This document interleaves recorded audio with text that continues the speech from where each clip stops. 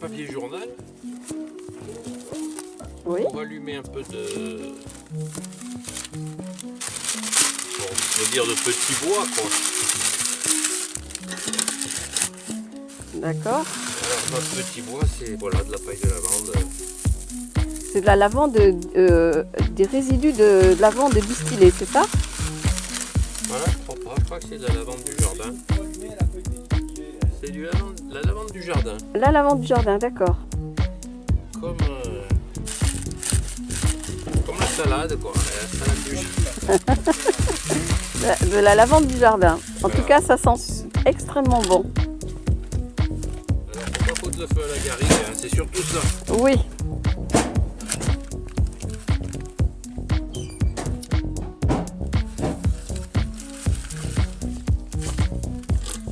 Alors, et pourquoi la lavande plutôt qu'autre chose? Bon, on peut mettre autre chose. On peut mettre autre chose, d'accord. C'est bien pratique, alors. D'accord. On peut mettre de la sciure de bois, on peut mettre... Alors le papier enflamme les brindilles, enfin des brindilles, quoi. Ça peut être de la lavande, ça peut être autre chose. Et alors, sur l'enfumoir, vous avez quelque chose qui envoie de l'air. Oui, c'est un soufflet qui entretient le feu, oui, et qui propulse la fumée. D'accord. Ok. Et après on met ce granulé qui est fabriqué par des spécialistes, qui est aussi à base de résidus végétaux. D'accord, c'est des résidus végétaux. Et essentiellement de la lavande. D'accord. On en met pas mal parce qu'il nous en faut pour la journée. Avec ça, vous en avez pour la journée alors? Ah ouais, en chargeant bien, on en a pour 5-6 heures de travail. D'accord, très bien. 4 heures. Ah, on peut recharger s'il y a besoin. Il faut bien enflammer.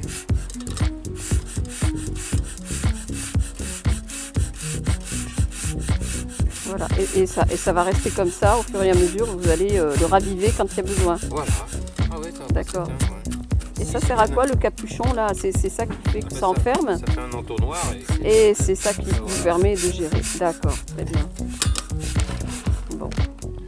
On va en mettre pas mal parce qu'on a la journée de travail. Et alors par-dessus, on met pour pas que les granulés tombent. On met par exemple de la feuillère. Ça c'est pour tenir les granulés. Ah oui, c'est juste... Par un bouchon. voilà, un bouchon végétal quoi. Ouais. Bruyère, ça va bien. Ouais. De l'herbe, du cyste, Oh, très bien. ou du cad. Ah bien. Ouais. Tout ce que vous pouvez... Bon, ce qui se coupe bien surtout. Hein. Oui. C'est ça, pique pas trop. Ouais. Et qui pique. Explique pas, oui. Parfait. Monsieur de la Lune, on dirait un homme de lune. Voilà,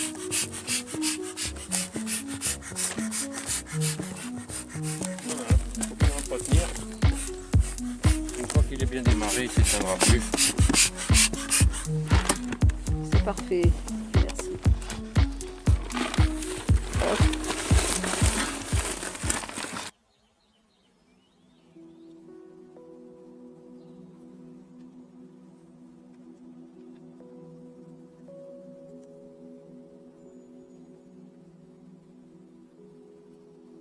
Philippe Chevalier, je suis apiculteur, donc éleveur d'abeilles, principalement producteur de miel, parce qu'on peut produire également d'autres choses. Avec les abeilles, on peut produire des essaims, on peut produire des reines, on peut produire du pollen, on en produit également du pollen, mais plutôt en petite quantité. On produit principalement du miel. Je suis apiculteur professionnel depuis 1981, donc ça fait 40 ans. D'accord. Ça commence à faire un peu long. Une belle expérience. J'arrive donc en fin de carrière et effectivement, je pense que la retraite, on commence à préparer la retraite, on a commencé un peu à diminuer le nombre de ruches et avec comme but qu'il n'y ait plus que dans quelques années, 3-4 ans, que le côté plaisir, c'est-à-dire un petit nombre de ruches et plus les contraintes professionnelles. Voilà. D'accord. Il y a une chose que j'avais retenue, que vous m'aviez dit, c'était que en fait vous disposez vos ruches chez les agriculteurs. C'est un genre de partenariat, on va dire. Alors, ce partenariat, c'est beaucoup dire, ça dépend. En fait, pour poser des ruches, il faut les mettre sur un terrain qui appartient forcément à quelqu'un. Oui, Tout terrain a un propriétaire. Or, les propriétaires fonciers, dans les particuliers, c'est à 80% quand même les agriculteurs. mhm. En fait, c'est souvent une forme de location. Ici, par exemple, je suis chez un vigneron et je lui donne une forme de location payée en miel. Ah oui, vous faites un échange Oui, en nature il y a peu de en miel. fait, la pression de demande sur les emplacements comme ici est relativement peu importante. Donc c'est un paiement en miel. Hein. On donne 8 kg de miel pour un emplacement par an par propriétaire, ce qui correspond à peu près à la consommation annuelle d'une famille. Très bien. Voilà. Sinon, sur d'autres secteurs, c'est plus, ça se fait plus en miel et c'est plus élevé. Par exemple, sur la lavande, il y a une très forte demande. La lavande est produite dans très peu d'endroits en France. Hein. Le principal site, c'est le plateau de Valençol, qui est grosso modo situé entre la vallée du Verdon qui est à l'est et la vallée de la Durance qui est à l'ouest, au niveau de Manosque, donc 50 km au nord d'Aix-en-Provence. Et rien que ce petit plateau représente à lui seul à peu près 50% de la lavande plantée en France. Ah oui, Beaucoup d'apiculteurs veulent y amener des ruches. L'offre est limitée et donc là on paye en argent. ah oui. On paye 6 € par ruche pour Ah oui, quand même. la petite période où on y amène des ruches. Eh, c'est quand même assez élevé, hein. Voilà, et donc effectivement on déplace les ruches pour avoir des variétés de miel différentes. D'accord. La lavande pour nous ça représente un des sites les plus éloignés. Mm. Il y a pire, hein, pour l'acacia on va dans l'Ain, c'est-à-dire pour Cambres.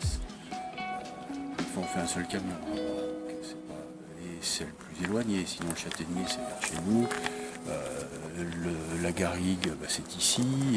Ici on est dans la région de Faugères. Le thym c'est le plateau du Larzac. Voilà quoi, c'est beaucoup moins éloigné pour ce travail. D'accord. Et en ce qui concerne les fruitiers, comment vous vous organisez avec les producteurs de fruits? Est-ce que vous déposez aussi chez eux? Je ne le fais plus. Je l'ai fait pendant pratiquement les 20 premières années de ma carrière, parce que c'était un apport financier indispensable. C'est très très contraignant. D'abord, on n'est pas sur un secteur de production fruitière. Hein. Les secteurs de production, c'était la région de Moguio, en grosso modo entre Nîmes et Montpellier. Et c'est pour des très très courtes périodes, parce que juste avant, ils traitent et dès que c'est fini, ils veulent traiter. Donc, on les laisse pour extrêmement peu de temps. C'est très contraignant et c'est risqué par rapport au traitement.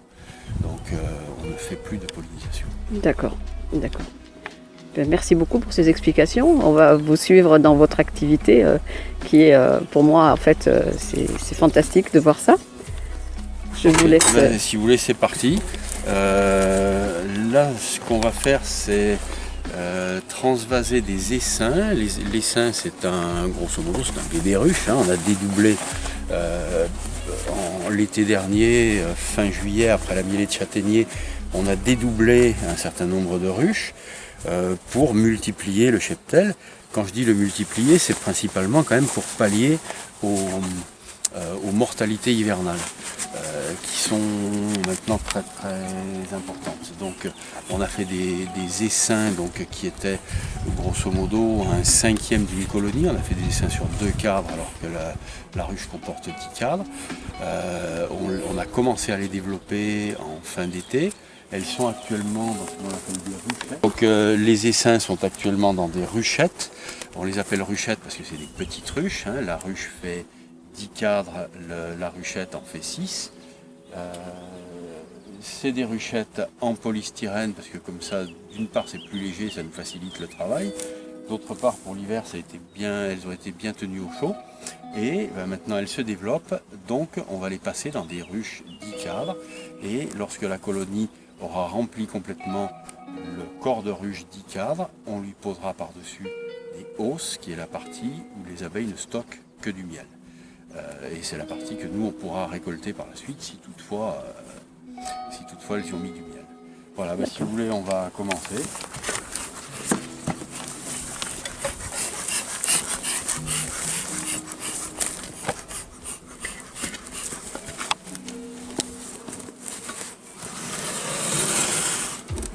À la place de la ruchette, on va mettre une ruche.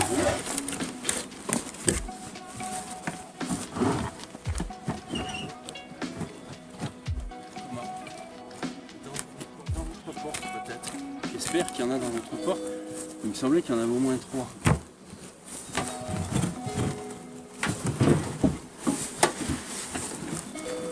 Voilà, donc la ruche que l'on a amenée, elle est vide, hein, enfin elle est vide. Elle comprend 4 cadres puisque la ruchette en aura 6. Donc l'essaim va être mis là au milieu et petit à petit va se développer. Sur une période de 1 mois à 1 mois et demi, il va finir par remplir la totalité de la ruche. D'accord. Ça c'est ce qu'on appelle le couvain. Le couvain c'est l'ensemble des œufs, des larves et des nymphes. Dans une ruche il y a une reine, une seule et des abeilles. Donc le couvain, bah, c'est les futures abeilles. Là, sur toute cette partie, tous les décimètres carrés, c'est-à-dire 10 cm par 10 cm, il y a 800 alvéoles, donc il naîtra 800 abeilles. Elle est là, la reine. Oh, fantastique. Elle est marquée en bleu. Ah, génial. Attendez. Elle est marquée en bleu, donc ça veut Je dire la vois pas, mais je vais zoomer dessus. Elle est au bout de mon lève-cadre. Ah oui, très bien, elle est là, la reine. Donc vous voyez qu'elle a l'abdomen plus gros que les autres, c'est la seule différence. Hein. Et la marque bleue, bah, évidemment, c'est artificiel. Hein. C'est pas sa couronne. Que les couleurs des points que l'on met sur les rennes, il y a 5 couleurs conventionnelles.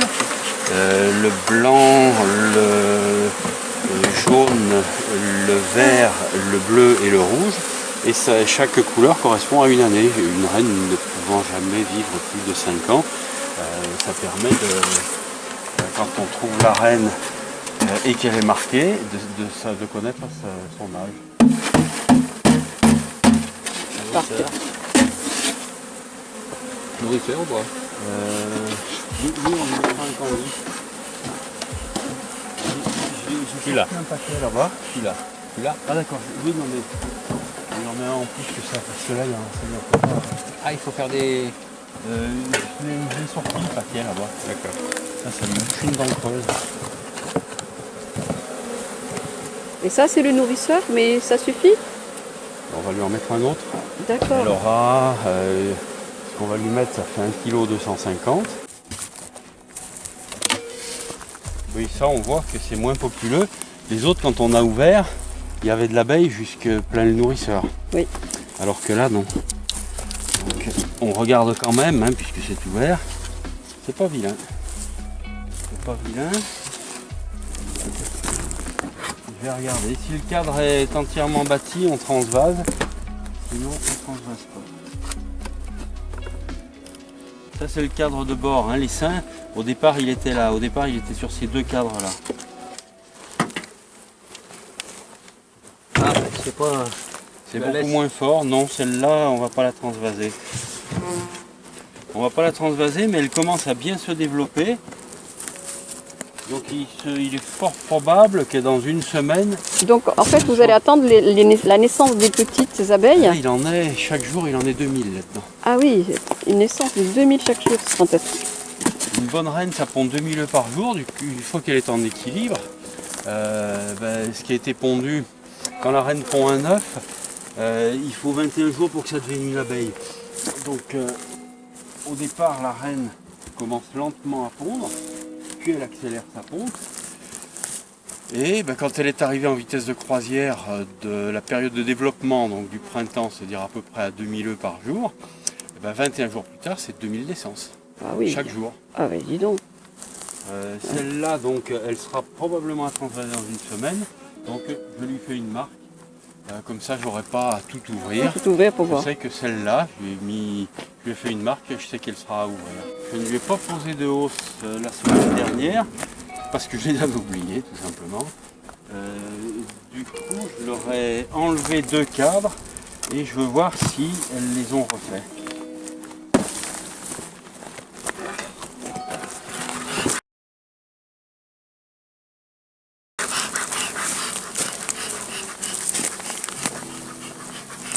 J'ai dû le mettre là.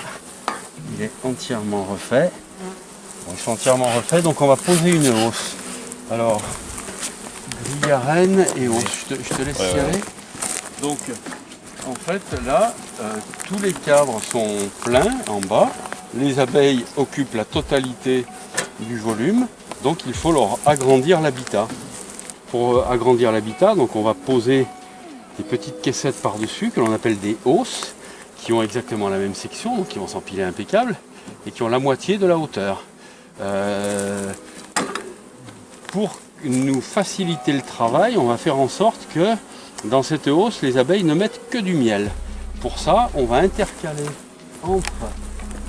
entre la ruche et la hausse une grille que l'on appelle grille à reine. Vous avez vu la reine tout à l'heure. Vous avez vu que l'abdomen est plus gros, un peu plus gros. Le fabricant des grilles nous les fait avec un espacement de barreaux de telle sorte que les abeilles peuvent passer, pas la reine. La reine, elle a l'abdomen plus gros, mais en plus elle est extrêmement fragile, donc elle n'essaiera jamais de forcer. Du coup, puisque la reine restera en bas, ce que l'on appelle le couvain, qui donc je le répète est l'ensemble des œufs, des larves et des nymphes, restera dans le corps de ruche. Puisque le couvain restera dans le corps de ruche, le pollen, qui est l'aliment des abeilles, restera dans le corps de ruche.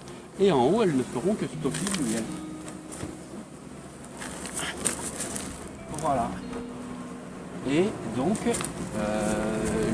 si la mielée est un peu forte, les abeilles viendront remplir les alvéoles de nectar. Le miel est élaboré par les abeilles à partir du nectar des fleurs. Le nectar est un liquide sucré sécrété par les fleurs. Elles le déposent dans l'alvéole et là, par ventilation, en battant des ailes, elles vont dessécher ce nectar qui est à un taux d'humidité variable, mais jamais en dessous de 30% d'humidité. Or, un liquide sucré à 30% d'humidité ne se conserve pas. Elles vont en abaisser le taux d'humidité. Elles vont le ventiler jusqu'à ce qu'il passe à la baisse la barre des 18% d'humidité. En dessous de 18% d'humidité, aucune fermentation possible dans un liquide sucré. Donc ça devient pour elles un produit conservable. À ce moment-là, elles feront une pellicule de cire par-dessus l'alvéole, que l'on appelle opercule. Pour elles, c'est prêt à conserver. Pour nous, lorsque les alvéoles sont operculées, c'est le signe qu'il est récoltable. Parce que nous aussi, on veut récolter un produit qui peut se conserver. Parfait. Voilà. Très bien. On la referme. Elle a sa hausse. Elle est prête à produire.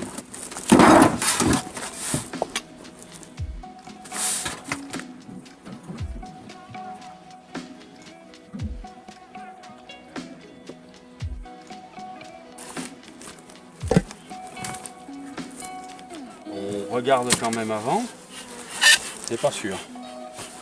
C'est pas sûr qu'il soit transvasé.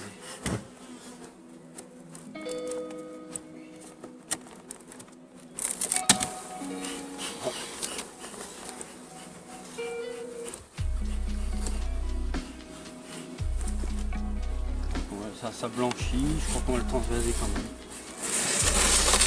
Alors chaque fois, la ruchette on la déplace de telle sorte que l'on puisse mettre à la place la ruchette. Comme ça les abeilles sont orientées ici, à l'endroit où était la ruchette. Exactement à la même place, on y met la ruche. Du coup maintenant toutes les abeilles qui reviennent, elles reviennent là dans la ruche. Ok. Vous voulez qu'on essaye de retrouver la reine? Ah ouais, si vous la voyez, ça serait chouette. On va essayer.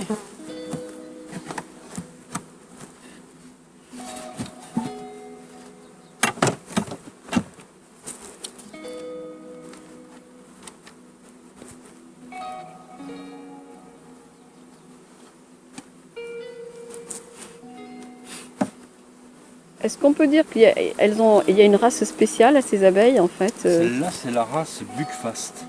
La race Buckfast. Oui, au point de vue classification animale, le genre c'est Apis, Oui. la race c'est Mellifica, donc c'est Apis mellifica, Apis l'abeille mellifica. qu'on exploite. D'accord, Apis mellifica, oui. Ensuite, il y a des sous-races. Mm.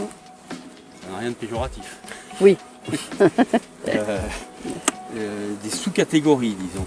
Oui. Et l'abeille endémique d'Europe de l'Ouest, la nôtre, c'est Apis mellifica mellifica, 2 fois mellifica. C'est ce qu'on appelle communément l'abeille Ah, noire. je l'ai vue la reine. Elle est, de ce Elle est côté, là. donc. Oui, elle est là. Eh ben, Fantastique. vous avez l'œil. Ah, on la voit bien avec son point bleu là. Oui, on la voit bien. Là, je pense que. Et là, ce cadre, il est un peu intéressant. Vous avez des œufs ici, je ne sais pas si vous les verrez à la caméra, il y a des larves et des œufs. Et là, c'est du pollen, un peu multicolore, là, les alvéoles remplies aux 2/3. Là, c'est du miel. Si je soulève l'opercule, dont je vous ai parlé tout à Oui, l'heure, je vois le miel, on voit qu'il y a le miel oui. liquide dessous. Parfait, fantastique.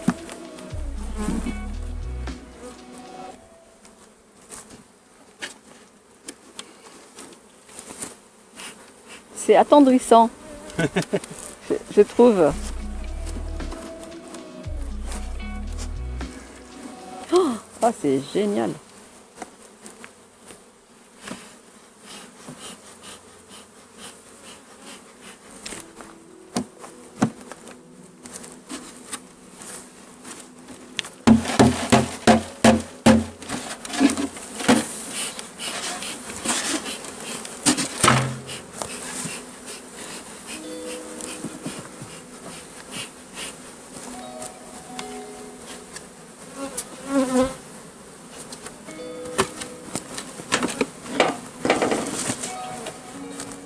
Et là, vous allez leur mettre du nourrisseur alors.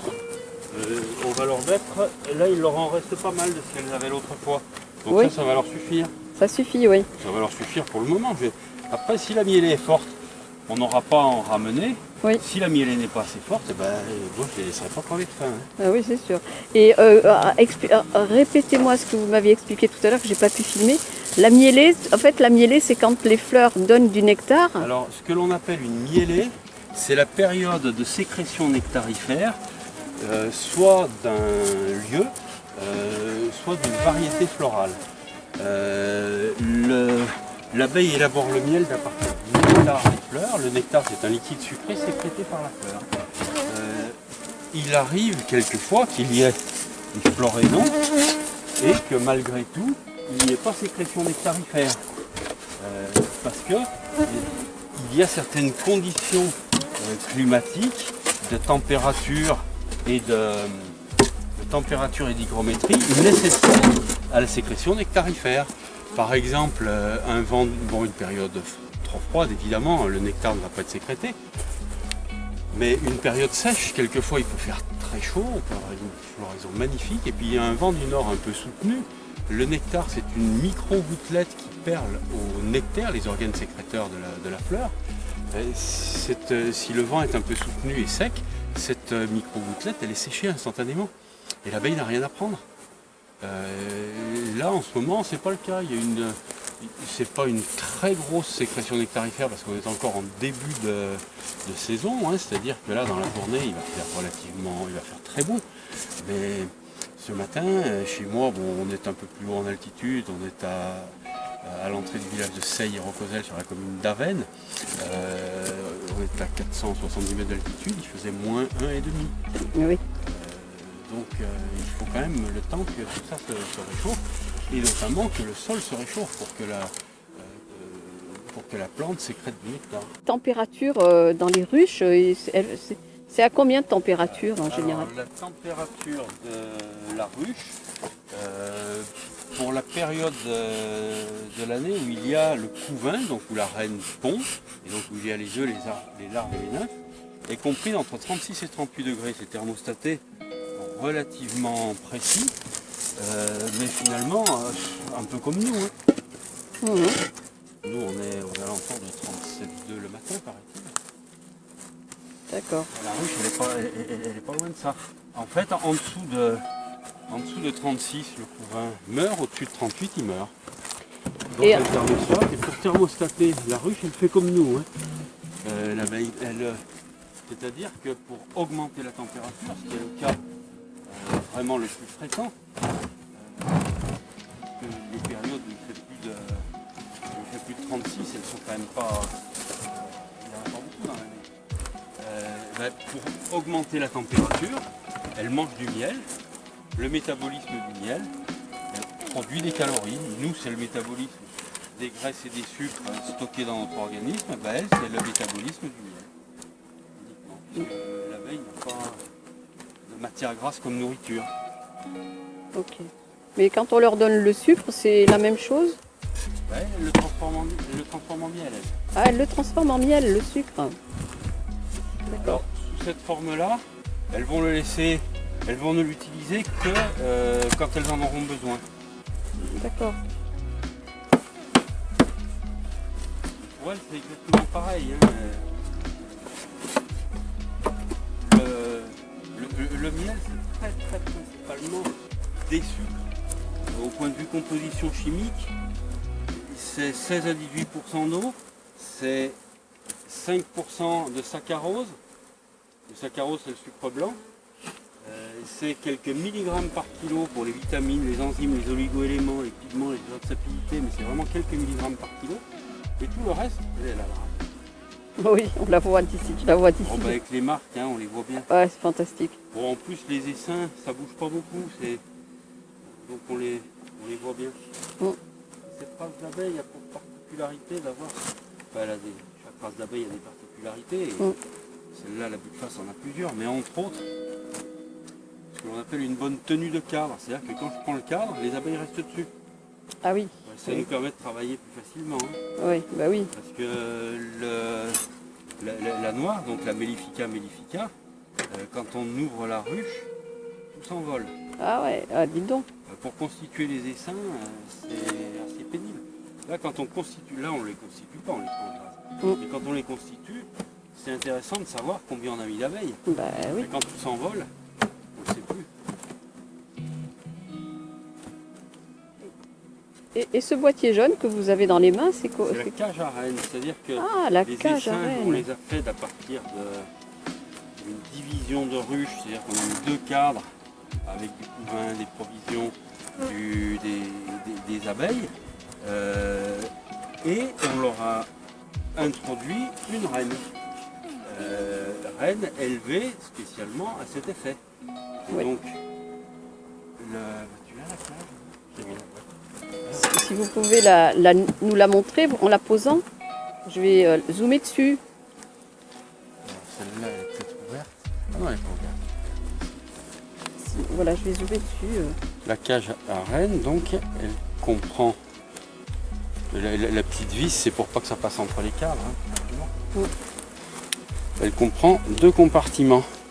Ce compartiment-là, dans lequel on met la reine que l'on va introduire avec des abeilles accompagnatrices. La reine ne se nourrit pas seule, la reine est nourrie de la bouche à la bouche par les abeilles avec une substance qu'on appelle la gelée royale. Et ce compartiment-là, on le ferme avec la même matière que ce qu'on leur met comme nourriture. Là. Un bouchon de ce qu'on appelle du candy, ce qui fait que quand on introduira la reine avec sa cage, dans la nouvelle colonie d'abeilles, pour libérer la reine, il faudra que les abeilles de l'intérieur et surtout celles de l'extérieur mangent le bouchon de candy. Ça va mettre 24 heures à peu près. Pendant ce temps-là, les odeurs ont le temps de se mélanger et la reine est acceptée dans de fortes proportions si on a pris de... Il y a plein de précautions à prendre. Hein. Je ne vous dirai pas toutes là parce que je ne veux pas vous les dire, mais demain on y est encore. Oui, oui. Mais disons que ça permet d'avoir une bonne acceptation des reines par les abeilles.